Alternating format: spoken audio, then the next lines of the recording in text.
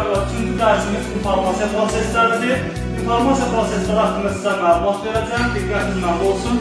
Şu an informasiya prosesləri, informasiyanın toplanması, saxlanması, ötürülməsi və emal daxildir. İnformasiyanın toplanması dedikdə inşallah biz informasiyanın müxtəlif mənbələrini toplaya bilərik. Biz hər tərəfdən informasiyanı əldə olmuşuq. İnformasiyanı başqa insanlardan, müxtəlif əşyalardan, hadisələrdən alırıq. Siz hal-hazırda sinifdə olarkən müəllimdən informasiya alırsınız, hal-hazırda müəllimdən informasiya alırsınız.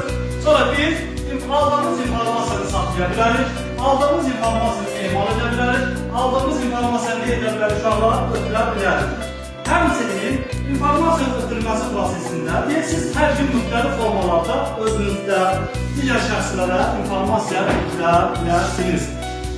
İnformasiyanın ötürülməsi təbiətdə baş verir. Şu an informasiyanın ötürülməsi təkcə insanlar arasında deyil, informasiyanın ötürülməsi həmçinin bitkilərdə, informasiyanın ötürülməsi heyvanlar aləmində baş verə bilər. Həmçinin kitabda verilir, bəzən bir obyekt digərindən informasiya qəbul edir və ona informasiya verir. Bu halda deyirlər ki, onlar arasında informasiya mübadiləsi baş verir. Uşaqlar, informasiya mübadiləsi bir neçə şəxs arasında baş verən informasiyadır. İnformasiya mübarizəsində bəzən ötürülmə vasitələri iştirak edir. İnformasiyanın ötürülməsində müəyyən vasitələrdən istifadə olunur. Onlardan uşaqlar telefondur, digər qurumlardır və s.